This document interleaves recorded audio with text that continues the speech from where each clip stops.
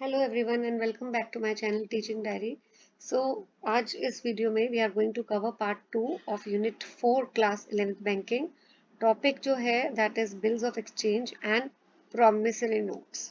तो ये bills of exchange की एक कॉपी है, राइट। तो आप देख सकते हैं इसमें किस तरह ये ड्रॉ किया जाता है, कैसे बनाया जाता है, इसमें क्या क्या डिटेल्स मेंशन होती है। 1000 रुपीज बताए गए हैं, राइट। एंड आगे हम इस टॉपिक को पहले समझते हैं कि है क्या ये। या सो या जस्ट अ सेकेंड बेटा, यहाँ देखिए बिल ऑफ एक्सचेंज क्या है। It is a written order by one person to another to pay money to a third person, right. So एक ये रिटन ऑर्डर है। इस रिटन ऑर्डर में एक पर्सन दूसरे को ऑर्डर देता है, ठीक है। It one person orders the another person to pay money, right. So क्या है इसका मतलब, अभी हम पहले देखते हैं। देखिए इस डेफिनेशन को मैं एक बारी रीड कर लेती हूँ। What is bill of exchange? ये इंस्ट्रूमेंट है, राइटिंग पे होता है और इसमें अनकंडीशनल ऑर्डर होता है। अनकंडीशनल ऑर्डर का मतलब कि इसको फुलफिल करने के लिए कोई कंडीशन नहीं मेंशन होती है। अभी एग्जांपल के साथ और क्लियर होगा जैसे जैसे मैं आगे बढ़ेंगे। इसे साइन कौन करता है? मेकर। एंड डायरेक्ट करता है यानी ऑर्डर देता है एक पर्सन को कि वो पेमेंट कर दे, right, to a particular certain person. So अभी एग्जाम्पल के साथ it will be more clear. अब बिल्स ऑफ एक्सचेंज की जो डेफिनेशन है प्रोमिसरी नोट से काफ़ी सिमिलर है, राइट। बट कुछ रूल्स हैं जो इन दोनों में काफ़ी अलग भी हैं, वो हम अभी पढ़ेंगे। ना कौन कौन सी पार्टीज होती हैं बिल्स ऑफ एक्सचेंज में? पहला तो होता है drawer. Who is drawer? One who draws the bill. तो यानी the person who makes the bill. तो जो मेकर होता है he is the drawer. Who is drawee? Then drawee the person on whom the bill is drawn, यानी वो person जिसको पे करने का ऑर्डर दिया गया है उसको हम बोलते हैं ड्रॉई। जैसे एग्जांपल लेते हैं, ए ने गुड्स सेल किए बी को 10,000 रुपए के क्रेडिट पे। उधार पे गुड्स ए ने बेचे हैं बी को, राइट। सो और ए ने बिल ड्रॉ किया है बी के ऊपर। सो ए कौन हुआ? और क्या ऑर्डर दिया बी को बिल के थ्रू कि वो 10,000 पे करते 3 महीने के बाद। तो ए कौन हो गया? जो बना रहा है बिल उसको बोलते हैं ड्रॉर। और बी हो गया ड्रॉई, इसको ऑर्डर दिया गया है कि ये 3 महीने के बाद पैसा पे कर दे 10,000, राइट। और पे कौन होगा? जो ये पैसा रिसीव करेगा उसको पे ही बोलेंगे, राइट। सो पे कौन है? हमने ड्रॉर कर लिया, ड्रॉ ही कर लिया। पे the person who receives the payment. Now comes acceptor. Acceptor कौन होता है? जो बिल्स ऑफ एक्सचेंज एक्सेप्ट करता है और एग्री करता है कि वो जो है पेमेंट कर देगा ड्यू डेट पे, राइट। नॉर्मली कौन एक्सेप्टर होता है? ड्रॉई एक्सेप्टर होता है, जिसको ऑर्डर दिया गया है कि वो पे करे। तो जब उसको ऑर्डर मिलता है वो बिल को एक्सेप्ट करता है और उसी को हम एक्सेप्टर भी बोलते हैं। समटाइम्स कई बार स्ट्रेंजर है वो भी ड्रॉई के बिहाफ में जो है बिल को एक्सेप्ट कर लेता है। Now who is holder? Holder कौन होता है? पे ही होता है जिसको पैसा मिलेगा। या अगर पे ने बिल किसी और के नाम ट्रांसफर कर दिया है, इंडोर्स कर दिया है, तो वो थर्ड पर्सन जो है he can be holder of the bill, right. जैसे देखो ए ने जो है बिल ड्रॉ किया था बी के लिए, तो बी होल्डर था। अगर बी इसको आगे ट्रांसफर कर देगा सी को, तो C will become the holder. ये इधर मैंने सारा जो भी समझाया इधर लिखा हुआ है। तो उस केस में जो राइट टू रिसीव मनी है वो किसको मिलेगा? सी को मिलेगा। Who is endorser? जो ट्रांसफर करता है। अब इस केस में बी जो है वो सी को बिल ट्रांसफर कर रहा है, तो बी हो गया एंडोर्सर। इंडोर्सी कौन है? जिसको जिसके नाम पे बिल ट्रांसफर किया जाता है। तो सी के नाम पे ट्रांसफर किया गया, तो सी बन गया इंडोर्सी और इंडोर्सर था B, right. Now comes drawee in case of need. Drawee in case of need, ये एक एडिशनल पर्सन होता है जिसका नाम बिल ऑफ एक्सचेंज में मेंशन किया जाता है, राइट। तो होल्डर जो है, होल्डर ऑफ द बिल, अभी मैंने बताया होल्डर ओरिजिनल पे भी हो सकता है, और या किसी और के नाम अगर बिल पे ने ट्रांसफर कर दिया वो भी होल्डर हो सकता है। तो अगर होल्डर जो है ही में अप्रोच, अगर ड्रॉई जो है वो मना कर देता है बिल को एक्सेप्ट करने से, इन that case the holder of the bill can approach ड्रॉई in case of need, right. Example के थ्रू ज्यादा समझ आएगा। जैसे ए ने ड्रॉ किया बिल बी को, ठीक है, ए ने बिल के ऊपर ड्रॉ किया बिल, बी को बोला है कि वो पे करेगा, राइट। और सी का नाम बिल में मेंशन कर दिया सी का नाम as drawee in case of need. अगर बी रिफ्यूज कर देता है बिल को एक्सेप्ट करने में या पे करने में, तो जो होल्डर होगा बिल का, ही में अप्रोच सी जिसका नाम मेंशन किया गया, ठीक है। अब आता है acceptor for honour. So acceptor for honour कौन होता है? He is liable to pay the bill. अगर ओरिजिनल ड्रॉई जो है वो पैसे नहीं देता, तो एक्सेप्टर फॉर ऑनर जो है वो बिल पे कर देता है। जैसे एग्जांपल में ए ने ड्रॉ किया अगेन बिल बी पर, बी ने रिफ्यूज कर दिया, तो सी फिर जो है वॉलेंट्री अपनी मर्जी से बोलता है कि मैं बिल को ऑनर कर दूंगा, मैं पे कर दूंगा। तो बी सी को क्या बोला जाता है? Acceptor for honour. Now some essential of bill of exchange. सबसे पहले कि राइटिंग में होना चाहिए, अनकंडीशनल ऑर्डर होना चाहिए। ऐसा ना हो कि कोई कंडीशन लगा दी जाए कि बी बोले मैं पैसा दूंगा जब मेरी शादी हो जाएगी, ये कंडीशन है। ऐसा अगर कंडीशन अटैच होती है तो उसको हम बिल्स ऑफ एक्सचेंज नहीं बोलते। फिर it must be sign by the drawer. Parties जो है वो सर्टेन होनी चाहिए, पता होना चाहिए किसने किसको पैसा देना है, ठीक है। जैसे A draws the bill on B, तो पार्टीज क्लियर है ए और बी। सम जो है वो भी सर्टेन होना चाहिए। ऐसा नहीं हो कि इसमें बोला हो कि अमाउंट ही ना मेंशन हो बिल में। अमाउंट क्लियरली स्पेसिफिकली 100% सर्टेन होना चाहिए। और अदर फॉर्मेलिटीज भी जो है वो कंप्लाई होनी चाहिए, जैसे स्टैम्प्स, डेट एक्सेट्रा। नाउ अब आता है हमारा बिल्स ऑफ एक्सचेंज के बाद टॉपिक प्रोमिसरी नोट। तो ये एक स्पेसिमेन कॉपी है प्रोमिसरी नोट की। अब बिल्स ऑफ एक्सचेंज और प्रोमिसरी नोट में क्या फर्क है? जो प्रोमिसरी नोट होता है ये भी बिल ऑफ एक्सचेंज की तरह ही होता है, लेकिन यहाँ पे प्रॉमिस किया जाता है पे करने का, whereas bill of exchange में there is a order to pay, right. So ये डेफिनेशन पढ़ते हैं एक बारी। Promissory note is an instrument in writing. यहाँ पे it contain unconditional undertaking. Sign कौन करता है? मेकर। और वो प्रॉमिस करता है मेकर कि I will pay a certain sum of money, ठीक है, टू अ सर्टेन पर्सन और to the bearer of the instrument. तो अब पार्टीज पहले देख लेते हैं। मेकर होता है जो प्रॉमिस करता है मैं पे करूंगा, ठीक है। मेकर कौन है? Who promises, just a second, promises to pay. Payee कौन है? जिसको ये one who to whom the note is payable, जिसको पैसा मिलेगा। होल्डर, होल्डर पेई भी हो सकता है और कोई भी थर्ड पर्सन जिसको पेई ने अपना प्रोमिसरी नोट इंडोर्स या ट्रांसफर कर दिया हो। जैसे ए जो है वो मेकर है, ठीक है, और बी को प्रॉमिस कर रहा है वो कि मैं पे कर दूंगा, तो बी हो गया पे। अगर ये बी अपना प्रोमिसरी नोट सी को ट्रांसफर कर देता है तो C will be the holder in that case. Endorser और एंडोर्सी, तो मैंने आपको बताया जो पे जो ट्रांसफर कर रहा है अपना प्रोमिसरी नोट वो एंडोर्सर हो गया, और सी हो जाएगा एंडोर्सी, राइट। ओके, एसेंशियल्स पढ़ते हैं प्रोमिसरी नोट के। इट मस्ट बी राइटिंग में होना चाहिए। प्रॉमिस क्लियरली एक्सप्रेसली मेंशन होना चाहिए कि पर्सन जो बोल रहा है मैं प्रॉमिस करूंगा, ठीक है। ओके, देन आफ्टर दिस जैसे यहाँ पे देखिए लिखा है, अगर ए कह रहा है कि A writes to B I O U 500, तो ये प्रॉमिस इसमें मेंशन नहीं है। अगर ये यहाँ पे बोले कि आई प्रॉमिस टू पे यू, तब वो प्रॉमिसरी नोट होगा।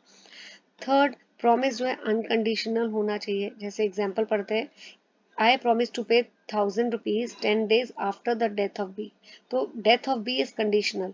तो जब भी कोई कंडीशन अटैच हो जाती है, उसको हम प्रॉमिसरी नोट नहीं बोलते। प्रॉमिसरी नोट वो होता है जिसमें कोई कंडीशन अटैच ना हो, राइट। देन मेकर जो है उसको he must sign the promissory note. Maker जो है एक सर्टेन पर्सन होना चाहिए। जैसे हम बोलते हैं ए साइंस द बिल, तो ए इज सर्टेन कि ए इज द मेकर और he is promising to pay. पे भी सर्टन होना चाहिए। ए ने किसको प्रॉमिस किया, बी को, तो बी पार्टी भी जो है जो पैसा रिसीव करेगी, पे मस्ट बी सर्टन।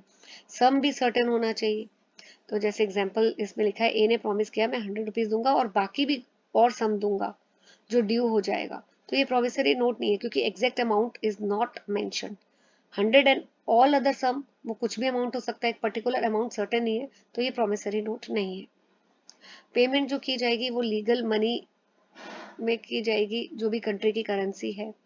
फिर प्रॉपरली स्टैम्प्ड होगा promissory note, and it must contain name of the place, number, जिस डेट पे प्रोमिसरी नोट बना है। अगर डेट मेंशन नहीं है तो कौन सी डेट मानी जाएगी प्रोमिसरी नोट की, date, it is deemed to be the date on the date of delivery, right? Now promissory note जो है ऑलवेज पेबल टू एक स्पेसिफिक पर्सन को, या अगर स्पेसिफिक पर्सन ने ऑर्डर किया कि किसी थर्ड पर्सन को पे कर दिया जाए, वो ट्रांसफर कर देता है, तो फिर जिसके नाम पे ट्रांसफर किया गया एंडोर्सी के, उसको प्रोमिसरी नोट पेबल होगा। नाउ प्रोमिसरी नोट जो है वो इंस्टॉलमेंट में भी पे किया जा सकता है, और अगर डिफॉल्ट कोई कर देता है एक इंस्टॉलमेंट पे करने में, तो इंटायर अमाउंट जो प्रोमिसरी नोट में मेंशन है, it becomes payable, right. Now persons who are incapable of entering into the contract. So first is minor. Minor जो है, यहाँ पे एक बारी मैं इसको, या जस्ट अ सेकेंड,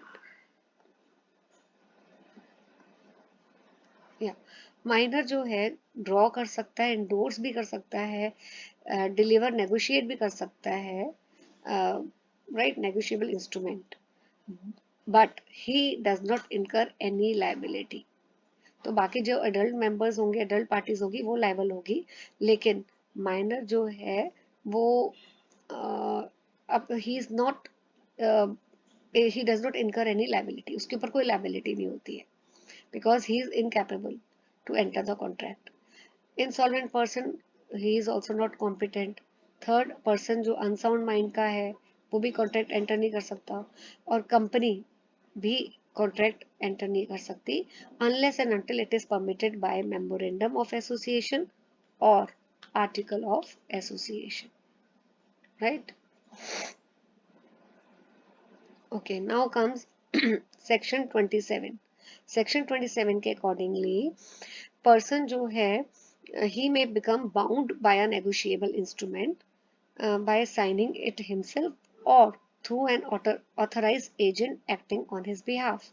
यानी इस लाइन का क्या मतलब है, ये देखो सेक्शन 27 ए लिखा है कि अगर ए ऑथराइज करता है बी को कि वो ए के बिहाफ में जो बिल है वो साइन कर दे, तो ए, ऐसा नहीं है वो फ्री हो गया, बी जो है वो ए के एजेंट की तरह काम कर रहा है। ए ने उसको अथॉरिटी दी है कि तू मेरे बिहाफ में बिल साइन कर दे, चेक साइन कर दे, तो ए जो है he will still become liable. अगर बी साइन कर रहा है तो भी ए की लाइबिलिटी खत्म ही होगी, ए जो है he will be liable for that instrument. तो सेक्शन 27 क्या बोलता है कि पर्सन अगर जो है वो ही is liable bound by the negotiable instrument, चाहे वो खुद साइन करे या उसके बिहाफ में कोई एजेंट साइन करे। अब आता है सेक्शन 29। इसमें लीगल, अगर किसी भी जो भी पर्सन है, ठीक है, कोई भी पर्सन उसकी डेथ हो जाती है, तो उसका जो लीगल रिप्रेजेंटेटिव होता है, he can deal with the negotiable instrument. जो भी डिजीज पर्सन के पास जो भी डिजीज पर्सन का नेगोशिएबल इंस्ट्रूमेंट था, कोई बिल था या चेक था, तो अब उसको डील कौन करेगा? उसका लीगल रिप्रेजेंटेटिव। जैसे इस केस में देखो, ए की डेथ हो जाती है, उसके पास he was the holder of, he was dealing with the negotiable instrument, तो बी जो है वो लीगल रिप्रेजेंटेटिव की तरह एक्ट करेगा। उसका बेटा जो है, सन है उसका, B, he will act as a legal representative. लेकिन जब भी वो बिल पे साइन करेगा, वो क्लियरली मेंशन करेगा ऐसे, बी लीगल रिप्रेजेंटेटिव ऑफ ए।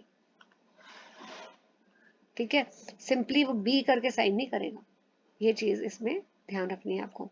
फिर HUF यानी हिंदू अनडिवाइडेड फैमिली में कर्ता जो होता है हेड ऑफ द फैमिली होता है, बाकी जो मेंबर्स होते हैं उनके बिहाफ पे डिसीजन कौन लेता है? कर्ता लेता है। तो he can bind the joint family, कर्ता जो है वो जो भी डिसीजन लेगा, बाकी लोग जो हैं they will be bind and Karta will execute the negotiable instrument, right? Other members are not personally liable. Now कुछ हम similarities करेंगे between bills of exchange और check में, and differences भी हैं। तो पहले similarities करते हैं। तीन बिल्स ऑफ एक्सचेंज और चेक दोनों में 3 पार्टीज होती हैं, ड्रॉर, ड्रॉई, पेई, राइट। रिटर्न और दोनों रिटर्न और साइंड होते हैं, दोनों में अनकंडीशनल ऑर्डर होता है, और पे जो है वो ही में इंडोर्स द इंस्ट्रूमेंट। तो ये तो हो गई सिमिलैरिटी। डिफरेंस क्या हुआ? बिल्स ऑफ एक्सचेंज में ड्रॉई जो है कोई भी हो सकता है, बैंक भी हो सकता है, लेकिन चेक में ड्रॉई हमेशा बैंक ही रहता है, right. Then bills of exchange जो है it may be payable on demand और after the expiry of specified period, लेकिन चेक में it is always payable on demand, right. अच्छा, अगर बिल्स ऑफ एक्सचेंज में जब भी पेमेंट करनी होती है और अगर वो पेमेंट एक स्पेसिफाइड पीरियड के बाद नहीं की गई, तो 3 डेज का ग्रेस पीरियड अलाउ हो जाता है, जिसमें जो है पेमेंट की जा सकती है। लेकिन चेक में 3 डेज का ग्रेस पेमेंट वाली कोई बात ही नहीं है, कोई क्वेश्चन ही नहीं उठता, क्योंकि cheque is always payable on demand. जो भी जिसके पास भी बियरर चेक है, तो वो बैंक के पास जाता है, चेक को प्रेजेंट करता है, और on demand bank has to pay, कोई ग्रेस पीरियड नहीं होता है। अगर बिल्स डिसऑनर हो जाता है, तो नोटिंग और प्रोटेस्टिंग होती है। ये क्या होता है नोटेड, प्रोटेस्टेड? इसके बारे में डिटेल में हम आगे चैप्टर में, इसी चैप्टर में है, तो उसको हम कवर करेंगे, but for the time being अभी हम इसको यहीं पे छोड़ रहे हैं। बैंक अगर डिसऑनर करता है चेक, वो तब करेगा अगर सपोज जो ड्रॉर है जिस या अकाउंट होल्डर के अकाउंट में बैलेंस सफिशिएंट नहीं है, तभी जो है वो बेसिकली डिसऑनर होता है। It can not be protested, right. Fifth, bill of exchange में स्टैम्प ड्यूटी एप्लीकेबल होती है, चेक में एप्लीकेबल नहीं होती है। सिक्स, प्रॉमिसरी नोट और bill of exchange can not be crossed, cheque जो है वो it can be crossed. Now difference between promissory note and bills of exchange. Promissory note में प्रॉमिस किया गया है पे करने का, और बिल्स ऑफ एक्सचेंज ऑर्डर है, ये मैंने पहले ही बताया था आपको। सेकेंड, प्रॉमिसरी नोट में सबसे प्राइमरी लायबिलिटी किसकी है? Maker of the promissory note. Maker कौन है? जो प्रॉमिस कर रहा है कि मैं पे करूंगा। बिल्स ऑफ एक्सचेंज में लायबिलिटी है ड्रॉई की, राइट। अगर ड्रॉई बिल नहीं पे करता, तो लायबिलिटी फिर ड्रॉर पे आ जाती है। थर्ड, तो प्रॉमिसरी नोट को प्रेजेंट किया जाता है पेमेंट के लिए, राइट, नॉट फॉर एक्सेप्टेंस, क्योंकि प्रॉमिसरी नोट इशू कौन कर रहा है, बना कौन रहा है, जिसने खुद ही पहले प्रॉमिस किया कि मैं पे करूंगा, तो एक्सेप्टेंस की बात ही नहीं होती है। अब आता है दो तरह के हमारे पास, डिमांड बिल ऑफ एक्सचेंज भी है और यूसेज बिल ऑफ एक्सचेंज भी है। यहाँ पे देखिए साइड में मैंने पूरा लिखा हुआ है इजी लैंग्वेज में। डिमांड बिल ऑफ एक्सचेंज को प्रेजेंट किया जाता है फॉर पेमेंट, लेकिन यूसेज बिल ऑफ एक्सचेंज जो है पहले हम प्रेजेंट करते हैं एक्सेप्टेंस के लिए, जब एक्सेप्टेंस मिल जाती है तभी उसको प्रेजेंट किया जाता है पेमेंट के लिए, राइट। तो अभी डिटेल में आपको ज़्यादा नहीं करना, बस इतना ही पता होना चाहिए कि जो डिमांड बिल ऑफ एक्सचेंज है ये पे किया जाता है इमिडिएटली ऑन डिमांड, राइट, इसमें एक्सेप्टेंस की जरूरत नहीं होती है, लेकिन न्यूसेंस बिल में होती है। राइट। फोर्थ, प्रोमिसरी नोट में दो पार्टीज होती हैं, मेकर जो प्रोमिसर है, प्रॉमिस कर रहा है, एंड पेई जिसको प्रॉमिस किया गया है कि पैसे उसको मिल जाएंगे। और बिल्स ऑफ एक्सचेंज में थ्री पार्टीज हैं, मेकर जो ड्रॉर है, ड्रॉई जिसको ऑर्डर दिया गया है कि वो पे करे, और पेई जो मनी रिसीव करेगा। फिर प्रोमिसरी नोट जो है, it is drawn in a single copy, लेकिन नेगोशिएबल एक्ट के accordingly bills of exchange is to be drawn in sets, बहुत डिटेल में नहीं करना है। देन प्रोमिसरी नोट अनकंडीशनल होना चाहिए, it can not be drawn conditionally. Bills of exchange भी अनकंडीशनल होना चाहिए, राइट, लेकिन एक्सेप्टर या endorser sometimes can make it conditional. Then अगर प्रोमिसरी नोट डिसऑनर हो जाता है तो नोटिस ऑफ डिसऑनर देने की जरूरत नहीं है, लेकिन बिल ऑफ एक्सचेंज में अगर डिसऑनर होता है बिल, तो होल्डर जो है, he has to give the notice of dishonour to all the prior parties. Now difference between holder and holder in due course. Holder कौन है? सो होल्डर जो है, he is the possessor of negotiable instrument, जिसके पास negotiable instrument होता है, ठीक है, विदाउट कंसिडरेशन। उसने बदले में इस नेगोशिएबल इंस्ट्रूमेंट को के बदले में कुछ दिया नहीं है। लेकिन होल्डर इन ड्यू कोर्स होता है जिसने ये वाला जो बिल है उसको मिला है bye giving something in return for consideration. जैसे बी ने चेक दिया ए को for buying a mobile phone, right, तो ए ने चेक जो है ऑनेस्टली एक्सेप्ट कर लिया। आई एम रिपीटिंग, जैसे बी ने चेक दे दिया ए को,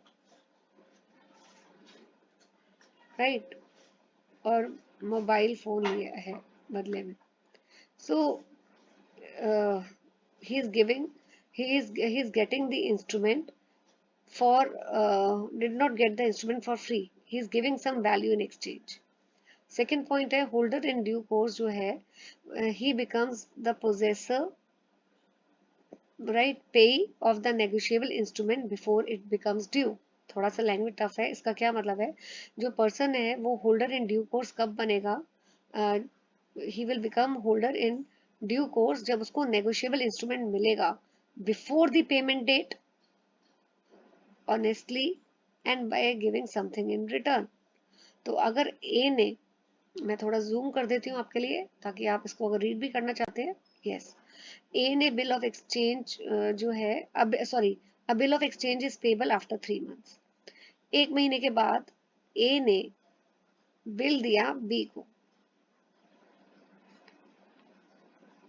right, so A gives the bill to the B. B ने इसको वैसे बिल ऑफ एक्सचेंज कब पेबल था, 3 महीने के बाद, पर 1 महीने के बाद ही ए ने बिल जो है बी को दे दिया, तो बी ने ये बिल पे कर दिया और इसको एक्सेप्ट कर लिया ऑनेस्टली। सो बी जो है, ही will become holder in due course, क्योंकि उसको बिफोर मेच्योरिटी ये बिल मिल गया था, राइट। तो ये भी ऑलमोस्ट वही पॉइंट है, गुड फेथ मतलब ऑनेस्टली।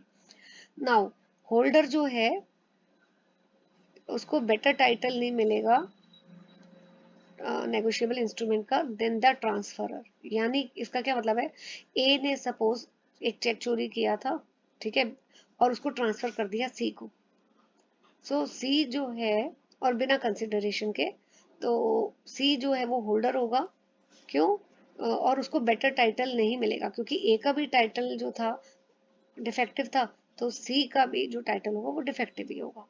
लेकिन होल्डर इन ड्यू कोर्स में ऐसा नहीं होता, जो ट्रांसफरर है उससे बेटर टाइटल जो है होल्डर इन ड्यू कोर्स को मिल जाता है।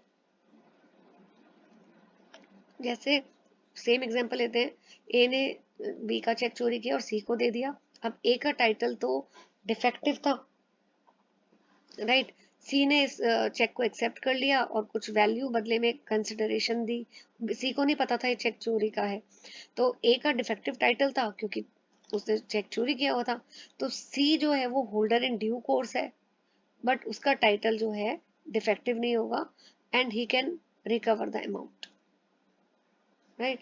अब आता है crossings. This will be your part 3 and I'm going to cover this in the next video.